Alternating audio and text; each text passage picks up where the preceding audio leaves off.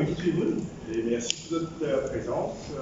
Donc, après pour moi, cher et tout un petit peu le bilan de vos participations à la dernière réunion des ministres des Ambages qui a lieu à Mozambique, à Kingston, la semaine dernière. Et donc, on dit aussi accompagné par une délégation, mais la délégation qui participe d'abord à la réunion des signes officiels qui démarrait donc le 28 août et qui terminait le 2 septembre. Et donc la délégation qui est dirigée par le directeur général de l'ICAC et qui comprend bien sûr le PS au ministère et aussi un officier au ministère et aussi des officiers de FSC, FIU, IRSC, State Law Office, entre autres. Et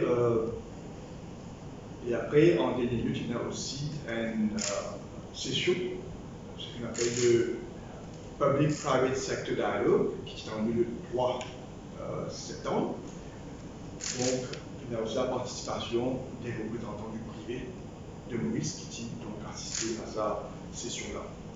Donc, c'est une semaine très importante pour Maurice, dans le sens qu'il nous dit, bien sûr, soumettre une application pour réévaluer une recommandation de FATF.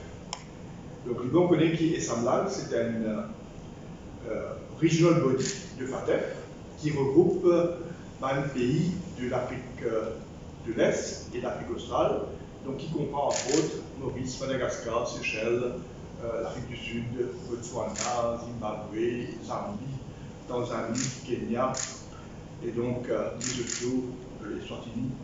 Donc il y a au moins 19 pays participants à sa réunion. Bon, les bons mots faire ressortir qui, depuis 2016-2017, tient une évaluation de nos juridictions par FATF et SAMAG pour évaluer si nos juridictions, le système, le cadre légal qui est là, est en conformité avec tout le standard qui est en place dans le combat contre le blanchiment des capitaux et aussi une activité qui est liée au terrorisme. Et suite à cet exercice-là, qu'on appelle Mutual Evaluation, qui diffère, donc ça fait une vidéo avec un rapport en 2018, et le rapport qui démontrait qui Maurice, sur les 40 recommandations qui est là, qui mettent en place par FATF, ne sont seulement conforme que sur 14 des 40 recommandations qui établies par FATF. Et c'est à partir de là, donc, bien sûr, il y a une série de travail qu'il faut faire au niveau du gouvernement, du ministère et de plein d'institutions. Et c'est un peu pour rappel, il y a une série de nouveau la loi qui fait passer, il y a une série de la loi existante qui fait amender. Donc, il y a minimum 47 nouvelles pièces de loi qui fait soit amender ou introduire pour capable mettre en conformité avec ces différents standards-là. Et ensuite de cela, il y a une formation qui nous a déployée à différentes institutions et renforcer le système dans toutes les institutions concernées. Alors, du bon, on peut faire ressortir qui, en 2019, quand on démarre sur une réforme, donc une hausse en termes de recommandation qui fait donc ce qu'on appelle la conformité. Alors nous sommes de 14, nous passons à 35 déjà en 2019 et depuis continuellement renforcer tout le même système qui est en place. Malheureusement, on connaît aussi qu'en 2020, évalue ce qu'on appelle l'effectiveness et utilisait rentre la crise de FATF. Et là aussi, nous avons un plan d'action qui est tenu par FATF, pour qu'il soit capable de remettre nous en conformité avec cette déficience-là. Et je te connais de manière à faire un travail d'arrache-pied, nuit et jour, avec toi l'institution et aussi le secteur privé, pour qu'il soit capable rapidement et en temps de cause de te connaître une sortie de la crise de FATF et aussi après l'allègement de l'Union européenne. Alors, tout compte fait, finalement, comment dire, un gros travail à faire, et ça n'est pas tout possible sans l'engagement de tout le monde, sans l'engagement de plus haut niveau. On a pu connaître, nous mettons en place un comité interministériel qui est présidé par le Premier ministre même, pour qu'il soit capable justement de coordonner un petit peu le travail bien faire, pour être capable de mettre Maurice au niveau de conformité parmi les meilleurs au monde. Et ça finit donc par fruit. Il y a aussi la participation des membres de l'industrie, du secteur privé, mais aussi il y a beaucoup d'assistance technique de agences internationales, que ce soit la Commission européenne, que ce soit le GIZ de l'Allemagne, que ce soit le Home Office britannique, et aussi la Banque mondiale et FMI, qui offrent de nous beaucoup de support pour qu'ils soient capables, comme dire, de rehausser le niveau de conformité.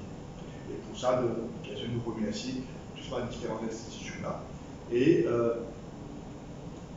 nous allons aujourd'hui, encore une fois, remercier tous les officiers, tout le officier, toute institution, et ensemble avec le secteur privé, pour s'en aide qu'ils offrent de nous avec un travail qui fait assidu, un travail sans relâche, qui permet que Maurice aussi arrive aujourd'hui par rapport à ce combat d'arriver contre le blanchiment des capitaux. Alors, pour nous, je dirais que c'est une dernière recommandation qui concerne ce qu'on appelle virtual assets, donc ça fait un petit digital. Et ça aussi, comme l'a dit Maurice, qui en conformité avec sa recommandation-là avant 2019. Mais, vu que c'est un sujet qui peut développer à une vitesse extraordinaire dans l'espace de technologie-là, alors il fait qu'il FATF revoit ses recommandations, revoit le standard, et de ce fait, Maurice partit donc en conformité avec sa nouvelle méthodologie qui se met en place par rapport à sa recommandation qui a été faite. Et raison pour laquelle, là, nous visons, nous, au niveau du ministère, faire appel à l'assistance de la Banque mondiale pour qu'il nous gagne ce support, pour nous revoir de la loi. Et c'est pour ça qu'en décembre dernier, nous finissons introduire ce qu'on appelle le VITOS, le Virtual Assets and Initial Token Offering Services Act. Et ça, une loi qui capture toutes les recommandations qui FATF demandait pour qui, justement, pour capable de gagner sa niveau de conformité. Alors, une fois qu'il finit par la loi, bien sûr, il souhaite l'application pour qui sa recommandation ainsi soit aussi réévaluée par un assesseur de FATF. Alors, c'est comme ça donc l'année dernière, par la loi, et au début, ça décide donc de demander une réévaluation de niveau de conformité. Alors, on est bien content que ça a été accepté pour être réévalué. Et bien sûr, il y a une procédure qui doit suivre. Et l'assesseur a l'occasion d'étudier le rapport, évaluer le projet de loi et bien sûr de faire d'autres recommandations auprès du secrétariat de SAMBAC. Et donc, à la dernière réunion qui fait assister, on peut participer bien sûr le 2 septembre, là, le comité analyse à la recommandation 15, à ce qui Maurice maintenant dit comme largely compliant par rapport à sa recommandation-là. Ce que ça veut dire, c'est qu'aujourd'hui, Maurice il conforme tous les 40 recommandations qui sont établies par FATF. Et pour moi, c'est une grande première pour le pays, une grande première pour la région.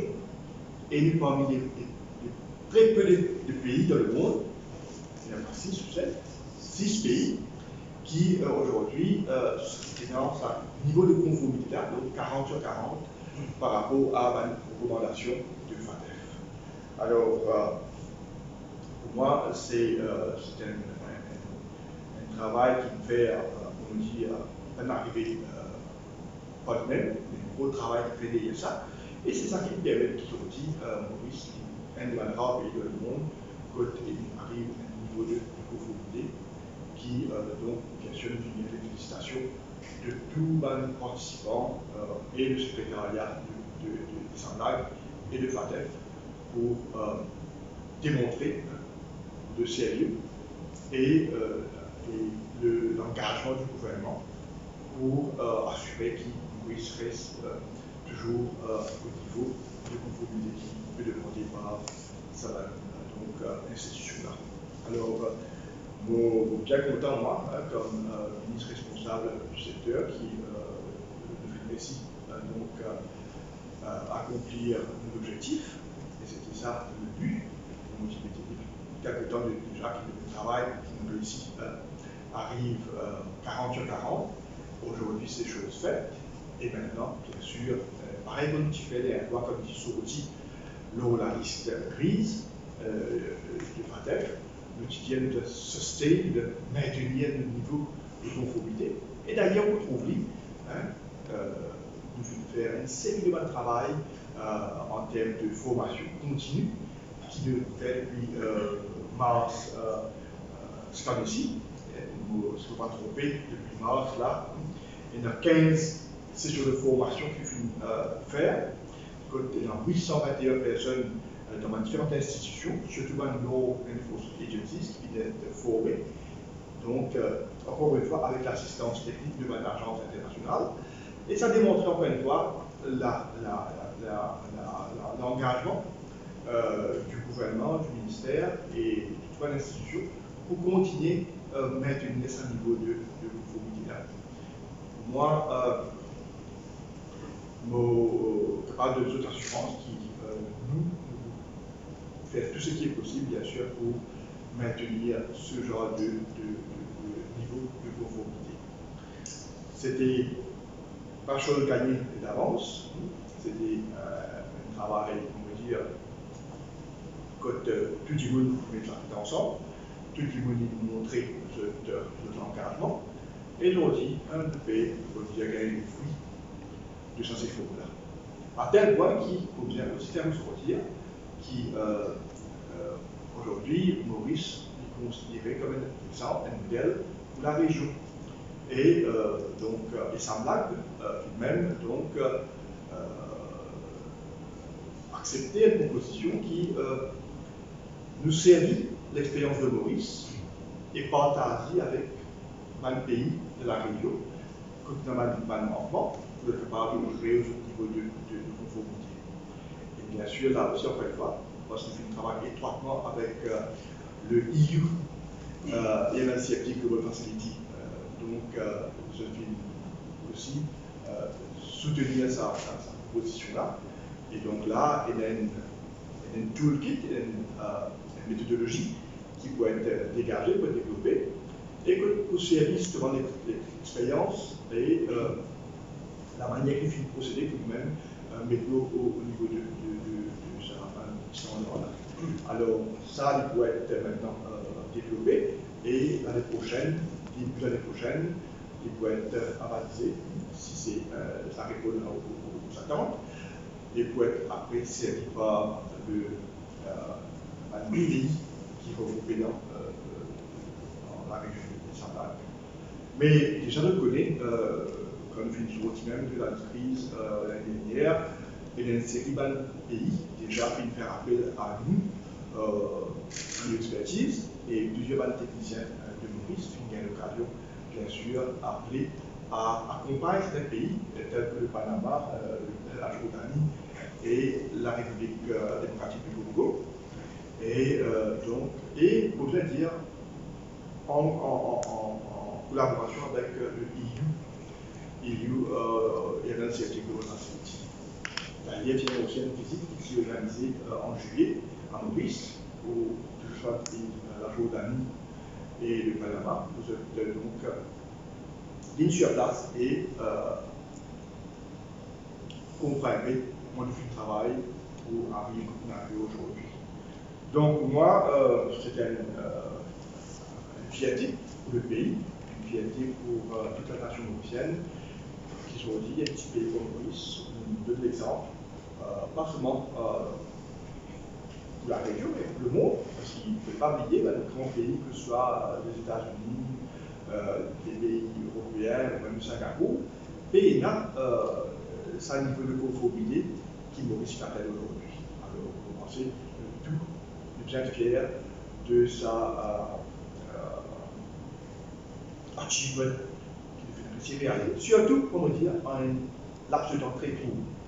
Alors, bien sûr, il faut continuer à faire cet épisode pour assurer qu'il garde un niveau de conformité.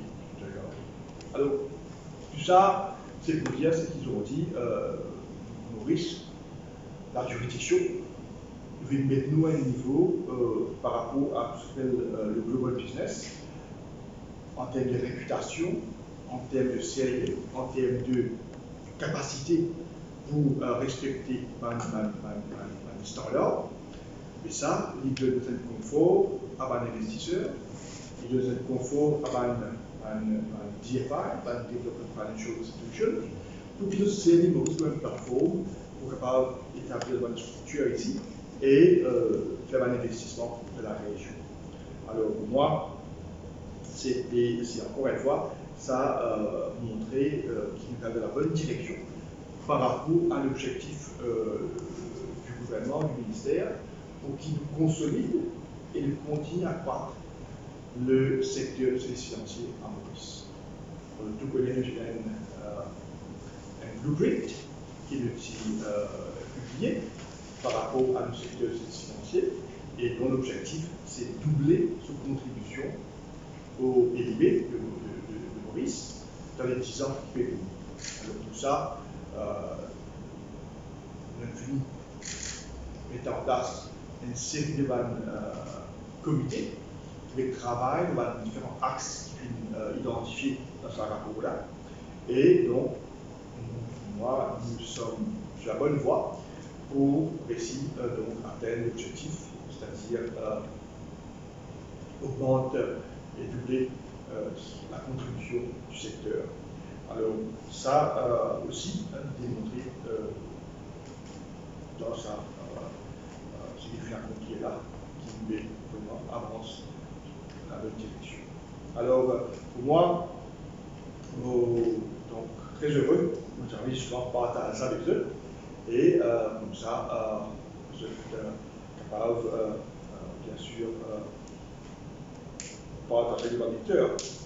Mais il faut bien aussi faire ressortir qui, lors de sa semaine de ces réunions-là, il y a aussi une réunion de ce qu'on appelle le Public-Private Sector Dialogue, et le focus était sur ce qu'on appelle le Virtual Assets, ce qui est FinTech. Alors c'était aussi une très bonne réunion, une session contenant plusieurs centaines de participants, privés, publics, de sa région d'Afrique continentale, qui ont participé avec beaucoup d'intervenants, et qui a de la part de Maurice, 3 participants qui viennent participer dans un panel de discussion et donc il y a l'occasion pour mieux tout ce qu'on appelle tout ce qui est le crypto, tout ce qui est le digital assets, tout ce qui est le fintech, Alors, nous pensons que c'était aussi une journée très enrichissante pour nous-mêmes et aussi pour les régulateurs, mais aussi opérateurs, parce que c'est ce qui fait pour moi un secteur qui doit jouer aussi, doit jouer un rôle important dans un espace de la finance là, dans l'avenir. Déjà, depuis en sous place, et vous le connaissez, Maurice, ici même, depuis 2018, nous mettons en place une longue initiative pour capable, justement, embarquer aussi de ça, l'espace de fintech là. Et récemment, avec la nouvelle législation qui met en place par Ethos, il y a de la direction pour qu'il nous capable justement faire Maurice un centre financier contre un cadre légal bien défini par rapport à ce qu'on appelle virtual assets. Et d'ailleurs, de la région, le seul pays qui peut ici mettre en place un cadre légal qui pour réglementer tout ce qu'on appelle le virtual asset. Ça aussi, c'est une première, comment dire, pour Maurice et pour la région, que nous avons justement avec ça nouveau cadre légal. Donc voilà un petit peu les retombées de ma participation et l'application de Maurice à sa réunion de Saint-Marc. Puis il y a aussi, vous allez dire, lors de notre réunion, avec les ministres de Saint-Marc, la nomination d'un nouveau secrétaire général, qui est M. Dr. Kisanga, qui est le secrétaire général de Saint-Marc. Et donc, il prend son retraite à la fin du mois d'octobre. Et donc, il y a une procédure de sélection. Et donc, la décision, la recommandation de ce selection panel, une recommandation qui, Madame Fikile Sita, une Sud-Africaine, soit appointée comme secrétaire général de Saint-Blague. Et donc, la réunion du conseil des ministres de Saint-Blague a mis sa décision-là. Donc, à partir de début novembre, c'est Mme Sita qui pourrait être la secrétaire générale de Saint-Blague. Donc, j'allais dire qu'il connaît très bien, parce qu'il était à Maurice l'année dernière, lors de l'exercice de on-site inspection qui est fait par ATEF. Et un de mes co-chairs, donc il y a l'occasion de venir ici à Maurice, comme ici, donc en faisant sa on-site inspection là, et donc il y a l'occasion de féliciter bien sûr, et on espérait que cette collaboration entre Maurice et le Saint-Blague de vous renforcer en Maurice à l'avenir. Et nous sommes contents aussi de faire ressortir, parce que quand même, ça fait un petit peu de buzz à Maurice. Nous aussi participé à un dîner de gala qui est organisé par le Bénévole. Et donc, comme tous les participants, nous fûmes assistés à ce dîner-là. Et lors du dîner, bien sûr, la personne qui anime le dîner, le master de cérémonie, il fait une requête à ce que tout pays participant. Donc, vin showcase cette musique traditionnelle pour 1 minute la scène. Et donc, dans tous les pays, et n'est pas au Nord-Amérique, en Angola, pour parler avec Zimbabwe, et puis Zambie, qui était le pays différent dernier. Alors, bien sûr, on aussi fait appeler pour showcase un petit peu sa musique traditionnelle. Donc, il y a l'occasion, moi-même, avec la délégation. Donc, 1 minute, donc, nous accueillons le camarade de Savat Jevon, représentant de Montes Finance, pour être bienvenu. Oui, donc, on se fait ressortir, donc, nous avons l'occasion, nous aussi, donc, showcase Maurice. Et, bon, pour moi, il a fait le retrait, qui retrait donc qui a l'occasion aussi de faire la promotion de la musique locale. Mais les malheureux qui vont trouver dans cette même activité, qui prend ça au contexte et puis essayer de prendre un petit peu attention. Même au cas où aussi en même temps, peut-être, ça va le média là, peut-être pas une la portée de sa réunion qui fait là aujourd'hui par rapport à ce qu'il faut accomplir en termes de assurer qu'il est aujourd'hui Maurice il conforme 40 sur les 40 recommandations de Matel. Donc, mais pour penser à tout ce qui est sérieux et responsable de la portée de sa réunion qui fait donc aujourd'hui. Alors voilà un petit peu par rapport à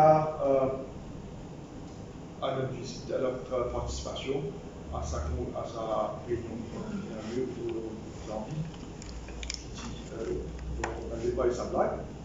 Et on a eu l'occasion, au retour, faire un arrêt en Afrique du Sud, et avec la collaboration de IDB, nous faisons une série de bonnes rencontres avec des investisseurs qui sont basés en Afrique du Sud. Et donc, nous avons l'occasion, bien sûr, partager avec eux tout ce qu'ils peuvent faire, nous, au niveau Maurice, dans le secteur, et tout de nouveaux produits que nous faisons introduire récemment, et aussi, pour un petit peu, nous, maintenant, au niveau de conformité, et aussi ce qu'ils peuvent faire, que ce soit par rapport à l'introduction, à la mise en place de ce FSC1 platform, que ce soit le single window system qu'on a fait introduire, pour faciliter un peu les démarches en Maurice, et aussi par rapport à un nouveau produit comme le VCC, le Writers, et aussi qu'on a envie de développer le FinTech à Maurice. Donc, vous allez dire, c'est très encourageant quand je gagne trois rencontres là, avec une série de différents groupes d'investisseurs à Johannesburg. Et bien sûr, nous avons suivi avec la collaboration de ITB, nous faisons un follow-up et nous souhaitons pour un retombée très positif pour le pays. Donc, pour moi, la promotion de Maurice est primordiale pour qui nous rendons visibles dans différents marchés importants, pour qu'il nous garantit encore plus d'investisseurs et industriels qui ont différents investissements par Maurice et qui aussi nous démontrer qu'il a une capacité pour capable donc de nous investir. Nous pouvons aussi dire qui cette année-ci, il fait 30 ans qu'il nous fait démarre le secteur de global business, du offshore, je vous rappelle sans doute, en 1972, qui a introduit pour la première fois le MOBA, le Mauritius Offshore Business Act, et depuis, nous faisons le parcours qu'il faut faire. S'il y a un moment qui démarre sa projet-là, c'est les gens de cette partie attendent nous développer aussi pour le développer aujourd'hui. Donc, moi, ça m'a fait 30 ans de ce secteur-là, et donc, vous avez l'occasion, Marc, ça y est maintenant, comme il se doit. Donc, d'ailleurs, au niveau du ministère et d'un comité, je travaille ensemble avec la collaboration du secteur privé et tous les partenaires pour venir sur une activité qui est organisée pour marquer justement les 30 ans du secteur de services financiers à Maurice. Et bien sûr, nous avons l'occasion dans les semaines féminines pour le réflexion qu'il faut faire pour marquer ça 30 ans du secteur. Donc, voilà les points sur lesquels j'ai envie de partager avec aujourd'hui et j'espère que vous pouvez tout au même si vous avez couvert. Et bien sûr, s'il y a des questions, des éclaircissements, j'ai envie demander donc j'aimerais ça à votre disposition. Collègues en privé, éclaircissante. Vous prenez en compte les tournées si vous ne tournez pas. La page est tournée maintenant avec tout ça, un problème. Non, mais il y en a beaucoup à faire. Problème sur Est-ce que la page est tournée? La page est tournée de tout ce qui nous fait passer ça 3-4 dernières années. Ben, vous pensez qu'il a faire un grand pas pour dire un niveau vraiment un niveau en Europe et le monde qui décide atteindre un niveau de pauvreté là. Et nous, pour nous, c'est maintenant c'est maintenir ça qui est le plus difficile à faire, c'est maintenant maintenir le cas qui justement veut dire pour réunir une situation que nous n'avons pas dit. Donc c'est sûr. Mais il y a beaucoup à faire dans un projet de loi qui est venu pour. On disait tout à l'heure, vous avez renforcer. C'est-à-dire renforcer, c'est maintenant le cadre de loi aussi. Et c'est dans un projet de loi qui peut venir pour renforcer le secteur. Vous allez dire que c'est un secteur qui est très dynamique. Il évolue constamment. Et c'est pour ça qu'il faut trouver à chaque fois nous besoin d'apprendre un amendement à la loi pour mettre nous justement en conformité avec ce qui est passé, ce qui est changé dans l'espace de la finance là. Alors c'est sûr que déjà pour prendre une série la loi avec laquelle déjà je travaille, qui continuellement, c'est quelque chose qui, moi c'est un travail continu, et donc toujours être à l'avant-garde pour assurer que nous être toujours prêts pour répondre à tous les besoins là. Et on va dire aussi par rapport à la formation aussi, là aussi, il y a un travail continu qu'il peut faire. Et c'est pour ça que nous essayons autant que possible de maintenir une bonne relation avec les différentes institutions étrangères pour qu'ils soient capables, quand ils soient expertise ça, pour capables au moins build up the capacity en Suisse. Et ça nous permet justement de répondre aux attentes du banc opérateur. Quand on rencontre un investisseur au Sud-Afrique, c'est pas n'importe quoi. Ça notation modicine descendant, c'est pas une affaire qu'on peut jeter investisseur dans le risque quand je prends ça élément, je mets dans l'équation d'investissement. Au cas de l'affaire, c'est qui l'investisseur, qui est dans le milieu, de tout réaliser que le monde entier passe une situation exceptionnelle avec Covid et maintenant avec le conflit en Ukraine. Et de tout réaliser que tout ça, l'économie du monde même est subir la pression. Et de ce fait, tout pays des débats politiques est capable de freiner la tête. Alors, vous êtes, c'est quelque chose qui est inévitable, qui peut vivre dans le pays actuellement. Alors, ce qui est important, tout le monde aussi, qui va nous relever. Qui devait faire pour nous relever, qui devait faire pour dire la reprise qui est ressentie par le dire. Alors c'est ça la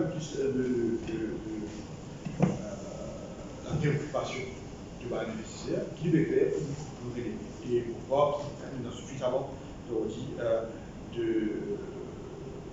d'exemples qu'il devait faire pour démontrer l'initiative qu'il prend pour démontrer qu'il pouvait faire tout pour qu'il nous retrouvons à sa période pré-Covid là par rapport à l'économie sur 60.